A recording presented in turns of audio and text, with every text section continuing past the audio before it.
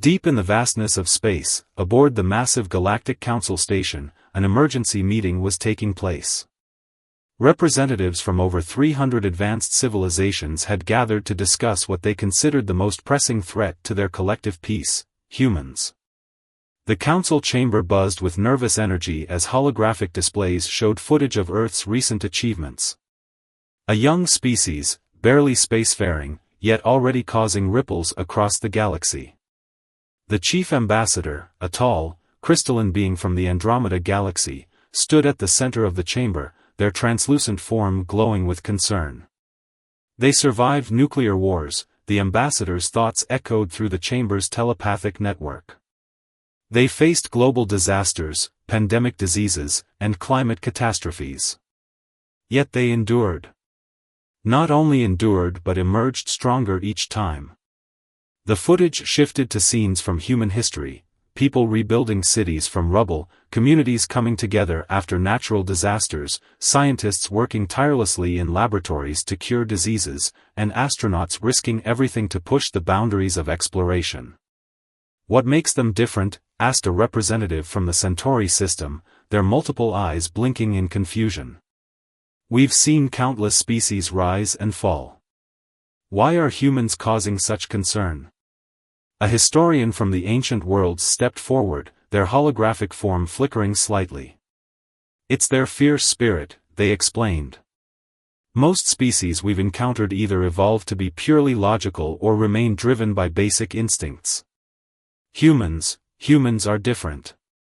They combine rational thinking with an emotional depth we've rarely seen." The chamber filled with murmurs as new footage appeared: a human rescue worker running into a burning building to save a stranger's child, a team of doctors working for days without rest during a crisis, a small community pooling their resources to help neighbors after a storm. "They call it humanity," the historian continued. "It's not just their species name, it's their essence. They feel deeply, love fiercely, and fight relentlessly for what they believe in. Their literature speaks of heroes and villains, of great sacrifices and greater triumphs. They imagine possibilities that defy logic, then work tirelessly to make them real." The footage showed more scenes: space launches where thousands gathered to watch, cheering as their dreams took flight, international aid workers crossing war zones to help those in need, researchers celebrating breakthrough discoveries with tears of joy. A military strategist from the Orion Belt spoke next, their metallic voice resonating through the chamber. "Their warrior spirit is unlike anything we've encountered. Not because they're naturally aggressive, many species are. It's because they fight hardest when defending others. They'll sacrifice everything to protect not just their own, but anyone they believe deserves help." The displays showed historical footage: ordinary citizens forming human chains to rescue strangers from floods, peaceful protesters standing firm against oppression, small nations sending aid to larger ones in crisis. "But what truly makes them formidable," the strategist continued, "is their ability to unite in the face of common threats. We've seen them set aside centuries-old conflicts when facing greater challenges. Their nations, divided by borders and beliefs, come together when needed most." The chief ambassador raised their crystalline hand, silencing the chamber. "We've observed their entertainment, their science fiction as they call it. In nearly every scenario they imagine meeting advanced civilizations, they picture themselves as the underdogs, yet they never surrender. They always find a way to prevail." The footage shifted to scenes from recent space missions, showing human astronauts conducting repairs in space, setting up lunar bases, and celebrating small victories with unbridled joy. "Their greatest strength," a consciousness researcher added, "lies in their contradictions. They can be both rational and emotional, peaceful and fierce, individual and collective. While most species eventually evolve toward one end of these spectrums, humans maintain this delicate balance. It makes them unpredictable, adaptable, and incredibly resilient." The chamber grew quiet as they watched more recent footage: the first human ships venturing beyond their solar system, their crude but effective technology powered as much by determination as by science. The images showed human crews working alongside primitive AI systems, their problem-solving abilities combining gut instinct with logical analysis in ways that baffled more advanced civilizations. They have a saying, the historian spoke again, where there's a will, there's a way. Other species might view this as naive optimism, but humans have repeatedly proven it true. They've overcome obstacles that, by any rational calculation, should have been insurmountable. The chief ambassador's crystalline form pulsed with energy. This is why we've gathered today. Humanity is approaching a crucial threshold. Soon, they will discover they're not alone in the universe. The question before us is not whether to make contact, but how. Traditional protocols may not apply to a species that defies traditional categorization. The displays showed predictive models of possible first contact scenarios. In each simulation, human reactions proved difficult to predict, ranging from peaceful cooperation to fierce resistance if they perceived any threat to their independence or values. Their fierce spirit, the ambassador concluded, makes them potentially the greatest allies or the most formidable adversaries our galactic community has ever encountered. They are warriors not because they love war, but because they love what they're fighting for, their families, their principles, their very way of life. The chamber erupted in discussion as the council debated their next steps. Outside the station's vast windows, Earth was visible as a tiny blue dot in the distance, its inhabitants unaware they were the subject of such intense deliberation among the stars. Little did the council know, this fierce spirit they spoke of was about to be tested in ways no one could predict, as humanity stood on the brink of its greatest challenge yet. The galaxy was about to learn firsthand why this young species from a small blue planet had become the most discussed topic in centuries of cosmic civilization. As the Galactic Council debated humanity's fate, events on Earth were already in motion that would prove their concerns justified. In a remote research station nestled in the snow-capped mountains, a team of scientists had just made a discovery that would change everything. The head researcher stared at her computer screen, her coffee long forgotten and cold. The signal was unlike anything they'd ever detected before, a clear, rhythmic pattern coming from deep space. But what made her hands tremble wasn't just the signal's existence, it was its content. The message, when decoded, was simple: we know you can hear us now. Within hours, similar stations around the world picked up the same transmission. Government officials scrambled to maintain order as news leaked across social media. The public reaction, however, surprised even the most seasoned political analysts. Instead of panic, there was a surge of unified purpose. "Look at this," said a communications expert at the United Nations emergency session, gesturing to live feeds from cities worldwide. People weren't hiding in their homes, they were gathering in public spaces, sharing information, and organizing. Community leaders were already setting up information networks, teachers were helping students understand the implications, and retired military personnel were offering their expertise to civilian authorities. The signal was followed by something even more extraordinary, a series of mathematical equations appearing in every major observatory's data. These weren't just random numbers, they were instructions for building something. Scientists from different countries, who had been rivals just days before, began collaborating spontaneously, sharing data and insights across borders and language barriers. In orbit, astronauts aboard the International Space Station noticed something their instruments had missed, a subtle distortion in space, like a heat haze on a summer road, moving past their position. The craft was invisible to their sensors, but human eyes, evolved to spot predators in ancient savannas, caught the almost imperceptible movement. Back on Earth, a young radio astronomer in a small observatory made a crucial connection. The equations, she explained to her colleagues, faces illuminated by multiple screens, they're not just instructions. They're a test. Look at the complexity progression, they're gauging how quickly we can solve increasingly difficult problems. The global scientific community realized she was right. Each solved equation revealed another, more complex one. But it wasn't just the scientific elite working on the solutions. People from all walks of life were contributing. A truck driver with a passion for mathematics spotted a pattern others had missed. A high school teacher's late-night insight helped crack a particularly challenging sequence. What the observers from the Galactic Council found most fascinating wasn't just humanity's ability to solve the problems, it was how they approached them. Where other species had faced similar tests with pure logic, humans added intuitive leaps that defied conventional reasoning. They didn't just follow the paths laid out for them, they found shortcuts and alternative routes that surprised even their watchers. The Council's military strategist observed with growing concern as humans began preparing for all possibilities. While one group worked on understanding the message, others were quietly developing contingency plans. They weren't just preparing for peaceful contact, they were ready to defend their world if necessary. But what impressed the observers most was that these preparations weren't driven by fear or aggression, they were calculated, measured responses to the unknown.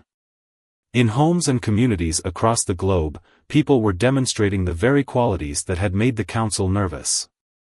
Neighbors checked on each other, sharing resources and information. Children set up makeshift communication centers in tree houses, mimicking the adults' emergency response networks. Elderly veterans shared stories of crisis management with younger generations. A particular scene caught the Council's attention, a small coastal town's response to the news. Instead of chaos, the community organized itself into groups, some focused on maintaining daily life, others on gathering information, and others on preparing for various scenarios. They didn't wait for instructions from above, they took initiative while staying connected to the larger global response. The encrypted channels between military commands worldwide buzzed with activity, but it wasn't aggressive posturing. Instead, traditional rivals were cautiously sharing information, establishing protocols for mutual defense. The human race was presenting a united front to the cosmos, not out of fear, but out of a shared understanding of the moment's magnitude.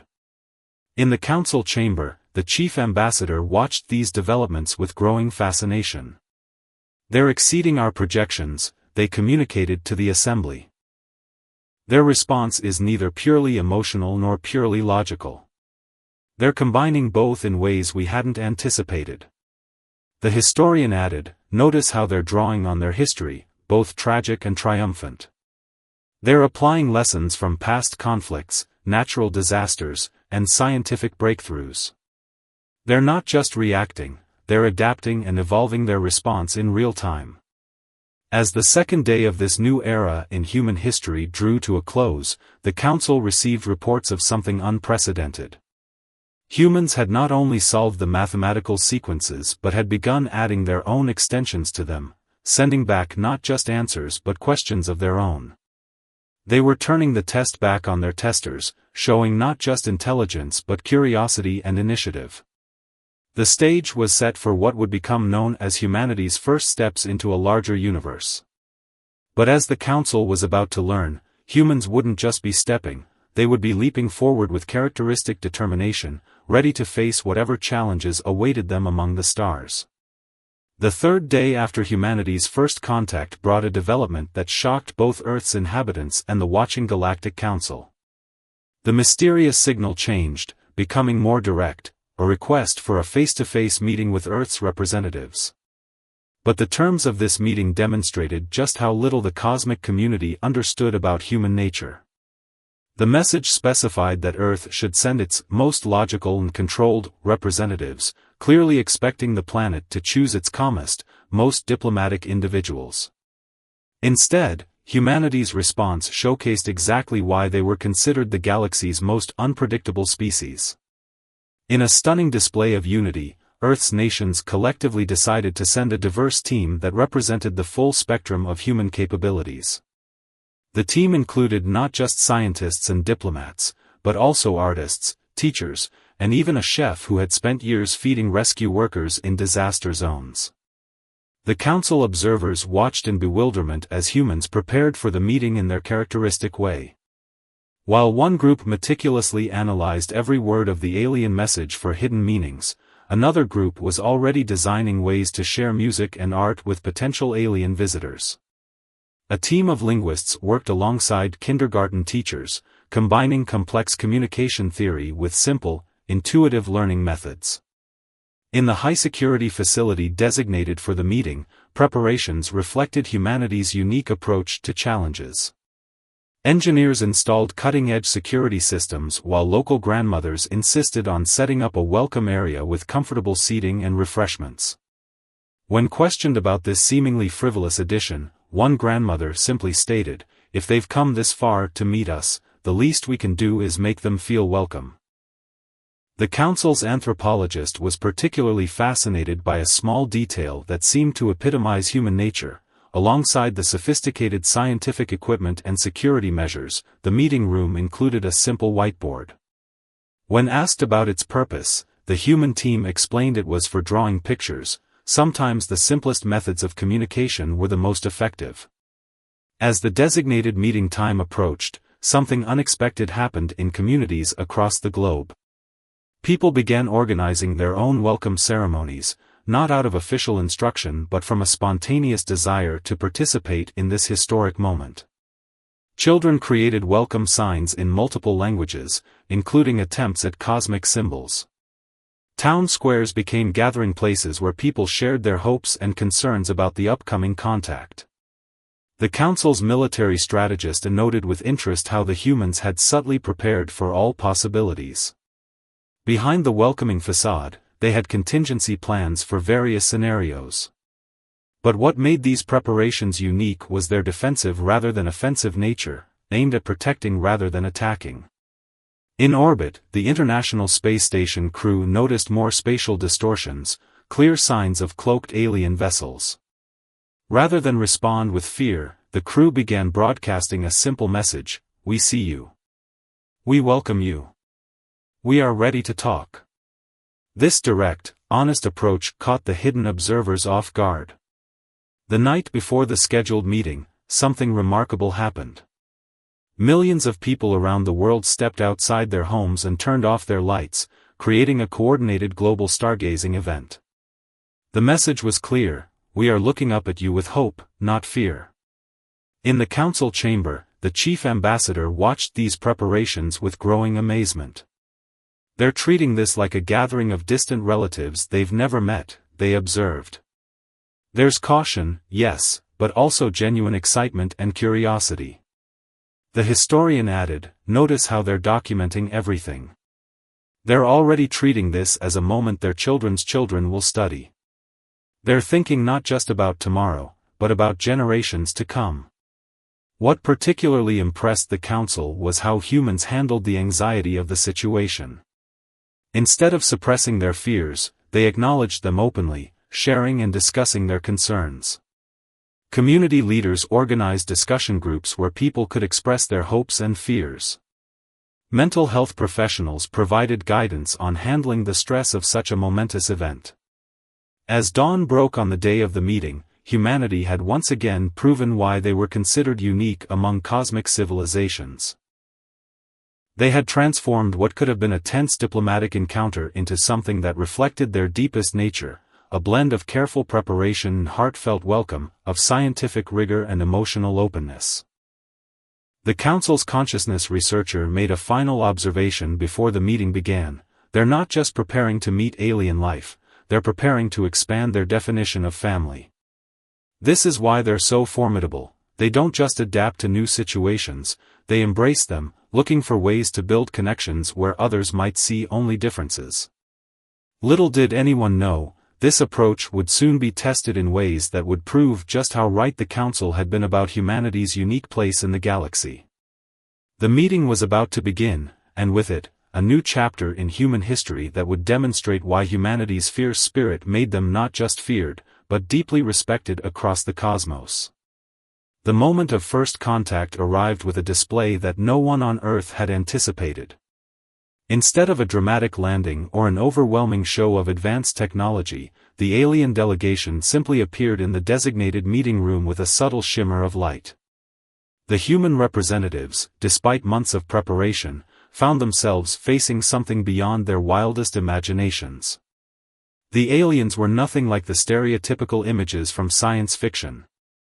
They appeared as shifting forms of crystalline light, their bodies seemingly made of translucent energy that pulsed with different colors. The human delegation's first reaction proved exactly why their species was considered unique in the galaxy. A young scientist in the delegation stepped forward and, instead of beginning with formal diplomatic protocols, simply said, "Your forms are beautiful." This spontaneous, honest reaction caused the alien beings to pulse with bright colors, their equivalent of surprised appreciation. The council observers, watching through hidden channels, were stunned. Where other species had responded to first contact with either rigid formality or fearful caution, humans had begun with a genuine compliment. It was exactly this unpredictable, emotionally intelligent approach that made them stand out among cosmic civilizations. The meeting proceeded in ways that defied all standard first contact protocols. When the alien delegates began sharing complex scientific concepts, the human team didn't just passively receive the information. They asked questions, made connections to their own scientific understanding, and even suggested alternative perspectives that the aliens hadn't considered. A particularly striking moment came when one of the alien delegates attempted to explain their concept of spacetime. The teacher in the human delegation interrupted politely and pulled out the whiteboard, drawing a simple diagram that bridged the gap between alien and human understanding. The aliens were visibly fascinated by this basic yet effective teaching method. Meanwhile, outside the facility, humanity continued to demonstrate its unique character. Global networks had formed to share and analyze every bit of information released about the meeting. But instead of focusing solely on the technical aspects, people were equally interested in the cultural exchange.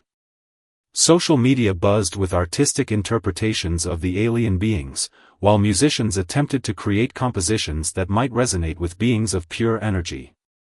The council's anthropologist was particularly intrigued by how humans handled the power imbalance inherent in the situation. Despite being technologically inferior, they showed neither submissiveness nor bravado. Instead, they approached the interaction with confident humility, acknowledging their limitations while standing firm in their own worth. A breakthrough moment came when the chef in the human delegation noticed the alien being's subtle color changes seemed to follow a pattern. Working with the linguists, they realized these color pulses were a form of emotional expression. This observation led to the first true breakthrough in communication, not through advanced technology, but through human emotional intelligence. The Council's military strategist watched with growing respect as humans demonstrated their adaptive capabilities. When the aliens shared information about potential threats in the galaxy, the human team immediately began thinking of creative solutions, combining their limited technology with innovative strategies that even the advanced aliens hadn't considered. As the first day of direct contact drew to a close, something unexpected happened. The human delegation invited the alien beings to observe a sunset, not through data or measurements, but simply to experience it together. The aliens, accustomed to purely practical exchanges, found themselves drawn into this uniquely human moment of sharing natural beauty.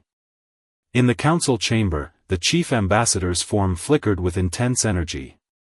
They're not just exchanging information, they observed, they're building relationships.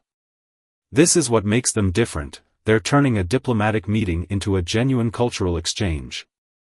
The consciousness researcher added, notice how they're already thinking about how to share this experience with their wider population.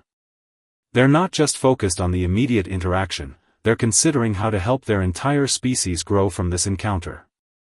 What impressed the council most was how humans maintained their identity while embracing the new. They didn't try to imitate the aliens or abandon their own nature. Instead, they found ways to bridge the gap between their worlds, using their emotional intelligence alongside their rational minds. As night fell on Earth, the first day of official contact ended with an unexpected gesture. The human delegation shared a simple meal together, those who could eat did, while the alien beings observed this human ritual with fascination. It was a perfect demonstration of humanity's approach to the universe, making the cosmic personal, finding warmth in the infinite, and building connections across the greatest of divides. The council realized that their earlier assessments had been both right and wrong. Humans were indeed formidable, but not just because of their fierce spirit. Their true strength lay in their ability to remain authentically themselves while adapting to the utterly unknown.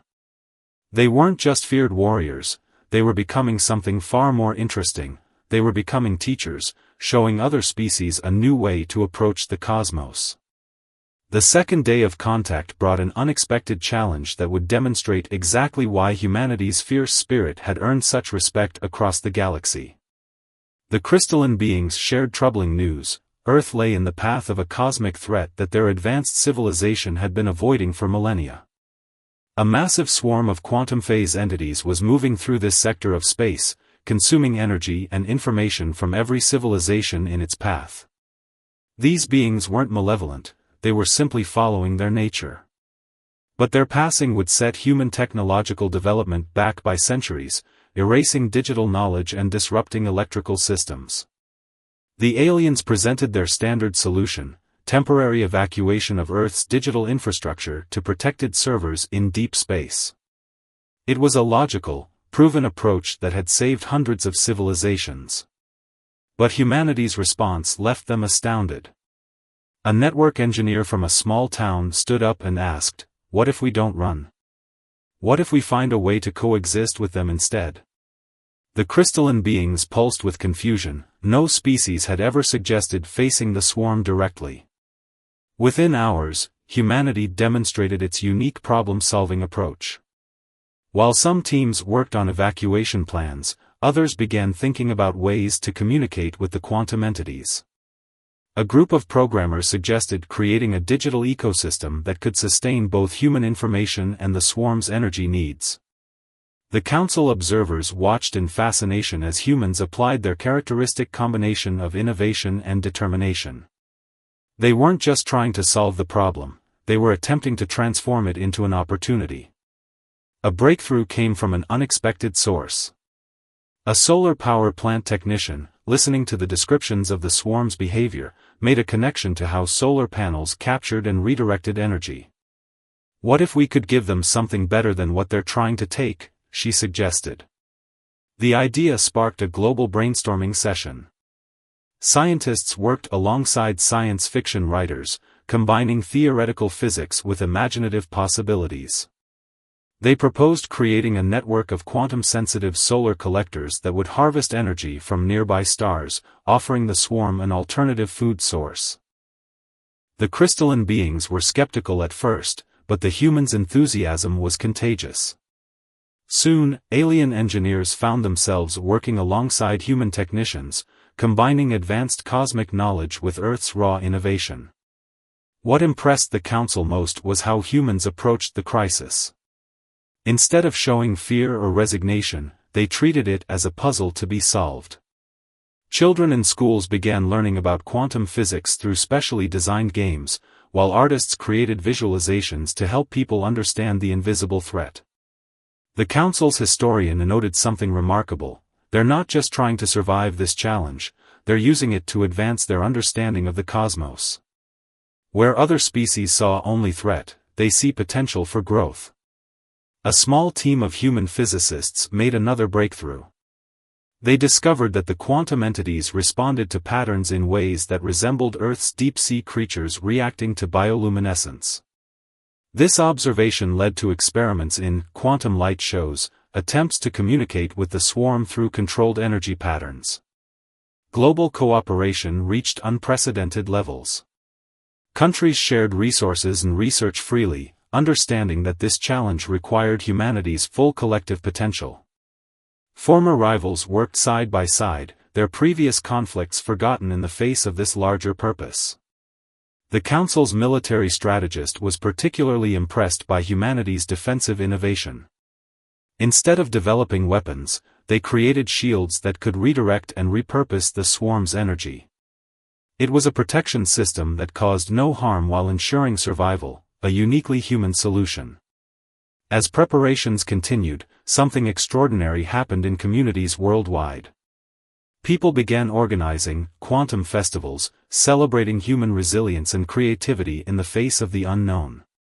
These weren't desperate last gatherings before disaster, they were expressions of hope and determination. The crystalline beings observed these celebrations with growing understanding of human nature. One of them remarked to the council, "They don't just face challenges, they embrace them. They transform their fears into fuel for innovation." In orbit, the International Space Station became a testing ground for the new quantum communication systems. Astronauts worked alongside alien engineers, their different approaches creating solutions neither species would have developed alone. The Council's consciousness researcher made a profound observation: their fierce spirit isn't about aggression or dominance. It's about refusing to accept limitations, about finding ways to turn obstacles into opportunities. They're not warriors because they love to fight, they're warriors because they never stop striving for better solutions. As Earth prepared for its encounter with the quantum swarm, humanity had once again proved why they were considered unique in the galaxy. They hadn't just accepted the challenge, they had transformed it into an opportunity for growth, innovation, and connection with other cosmic beings. As the quantum swarm approached Earth's solar system, humanity's preparations faced their first real test. Initial scans showed the swarm was larger than anyone had anticipated, a vast cloud of quantum consciousness spanning millions of kilometers. But instead of panic, this news sparked a new wave of human innovation. The quantum communication system, now dubbed the Lighthouse Project, was nearly complete. Arrays of specialized satellites formed a web around Earth, designed not to fight the swarm but to guide it. These satellites combined human ingenuity with alien technology in ways that surprised even their creators. A young quantum physicist, watching the first tests of the system, noticed something unexpected. The swarm wasn't just responding to their signals, it was learning from them. "They're curious," she announced to the startled team. "Just like us." The council observers watched in amazement as humans once again defied conventional wisdom. Instead of treating the swarm as a mindless force of nature, they began attempting to understand its consciousness. Teams of scientists worked alongside philosophers and spiritual leaders, approaching the challenge from every possible angle. A breakthrough came from an unexpected source. A group of marine biologists noticed patterns in the swarm's movement that resembled deep ocean currents. They proposed adapting their understanding of marine ecosystems to cosmic scale. The idea seemed absurd at first, but like many human innovations, it proved remarkably effective. The crystalline beings, who had been skeptical of Earth's chances, found themselves re-evaluating their assumptions. One of them noted to the council, "They're not just surviving, they're reimagining how different forms of consciousness can coexist." As the swarm drew closer, humanity's preparation entered its final phase. The global power grid had been redesigned to create what engineers called a quantum dance floor, a network that could absorb and redirect enormous amounts of energy while maintaining essential systems. Communities worldwide had transformed their fear into action. Local groups organized support networks, ensuring that no one would face the challenge alone. Schools remained open, teaching children about quantum physics through art and music, preparing the next generation to live in a universe more complex than anyone had imagined. The Council's military strategist observed something remarkable about Earth's defenses. They weren't designed to destroy or repel, they were created to welcome and redirect. It was a strategy that reflected humanity's deepest nature, the ability to adapt without losing their essence. The day of contact arrived with an aurora that covered the entire planet. The quantum swarm, responding to the Lighthouse Project's signals, began to slow its approach. Humanity watched through specially designed quantum sensors as their visitors made first contact with the outer defense grid. What happened next astonished even the most optimistic observers. The swarm didn't attempt to break through the energy network.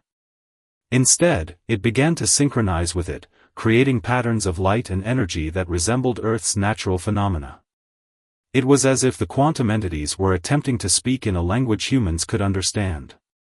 The Council's consciousness researcher noted excitedly, "They're not just communicating, they're creating something entirely new. This interaction between human technology and quantum consciousness has never been seen before." Around the world, people gathered in designated safe zones to witness the event. The sky became a canvas of quantum light, as human-made patterns interacted with the swarm's response. Scientists worked frantically to understand and adapt to each new development, while artists attempted to capture this historic moment in every medium possible. The crystalline beings, watching alongside their human counterparts, pulsed with amazement as the quantum swarm began forming structures that mimicked Earth's digital networks. It wasn't trying to consume the information anymore, it was learning to share space with it. A veteran programmer, studying the data streams, made a stunning observation: "They're not erasing our digital world, they're adding dimensions to it. Every piece of information they touch becomes richer, more complex, but still recognizably ours." The Council's historian spoke quietly in the observation chamber, "This is why humanity's spirit makes them so remarkable. They don't just overcome challenges, they transform them into opportunities for growth. They're showing us that being a warrior doesn't always mean fighting, sometimes it means having the courage to imagine and create new possibilities." As the quantum swarm settled into Earth's orbital space, humanity had achieved something unprecedented in galactic history.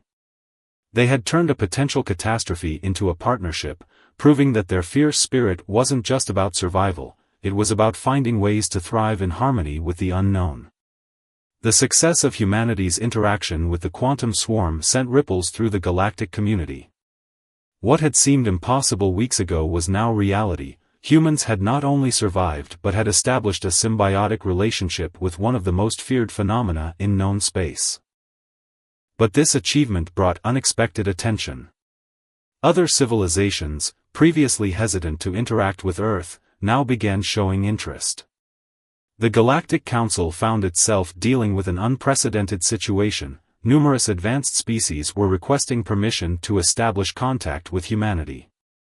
The Council's chief ambassador called an emergency session.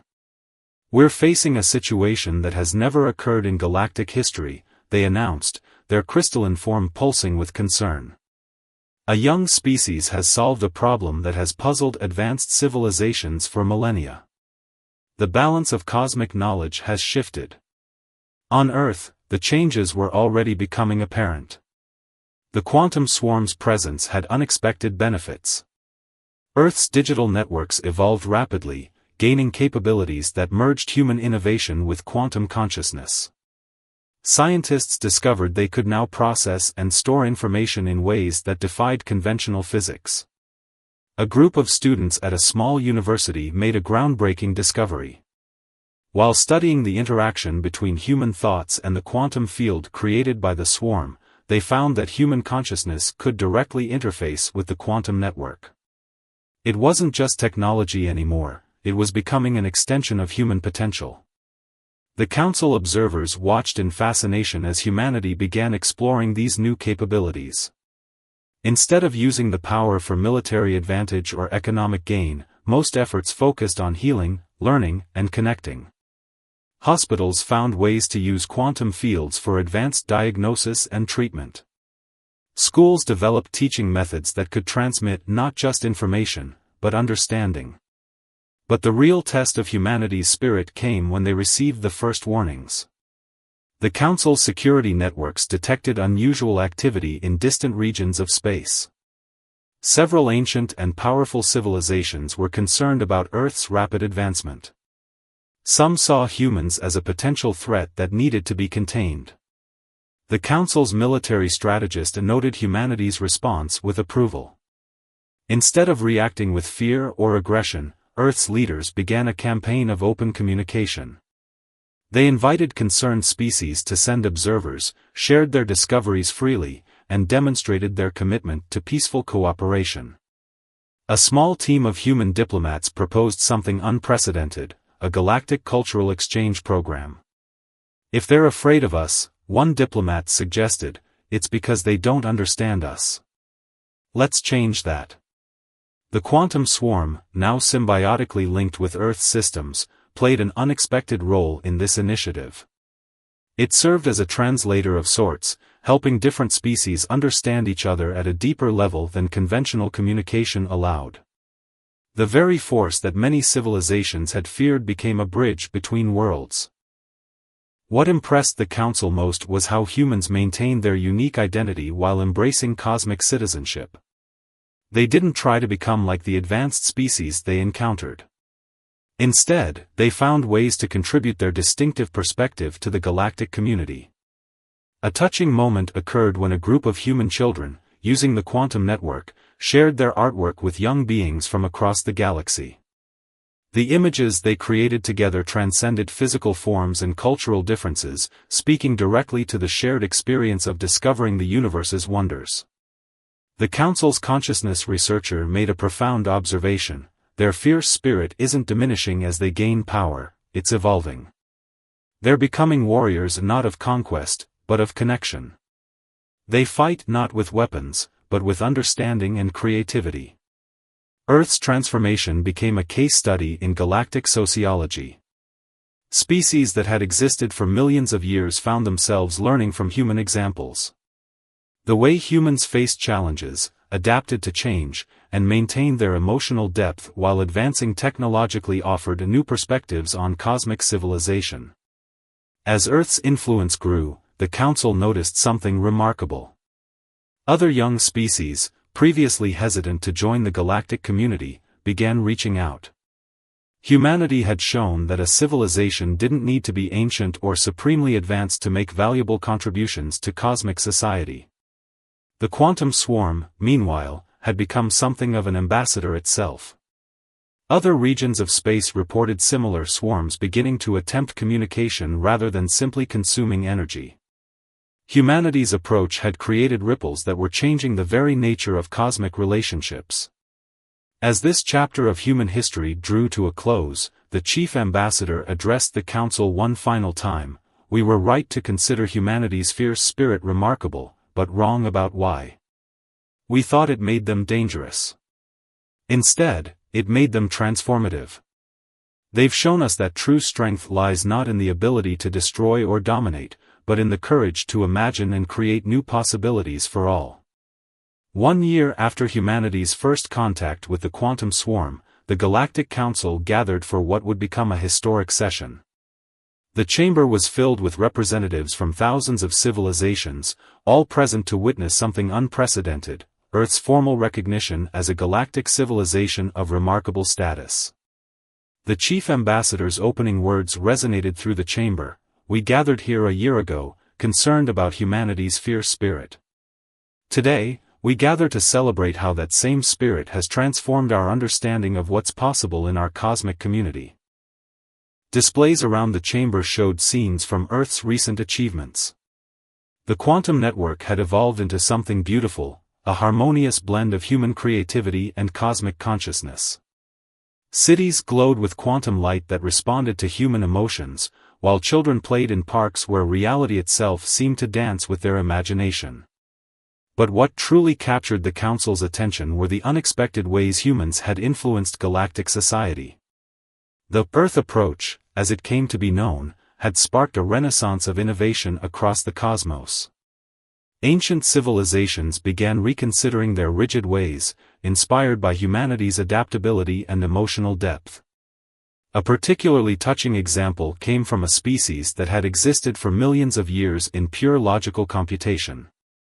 After observing human art and music, they began exploring emotional expression for the first time in their history. Their first attempts at creativity, though simple by human standards, brought tears to their human teachers' eyes. The quantum swarm, once feared throughout the galaxy, had become something entirely new through its interaction with humanity.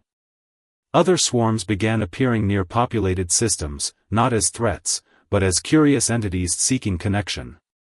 Humanity's quantum lighthouse network became a template for peaceful interaction with these cosmic consciousnesses. In education, Earth's methods revolutionized galactic learning.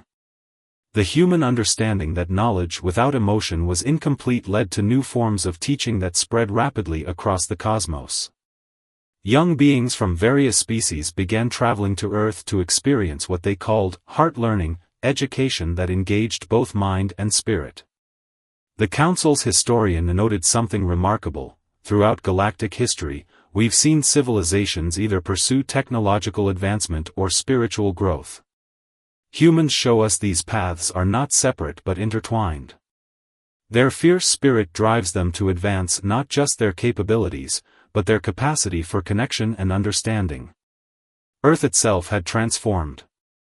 The planet had become a hub of cosmic innovation, but not in the way anyone had expected.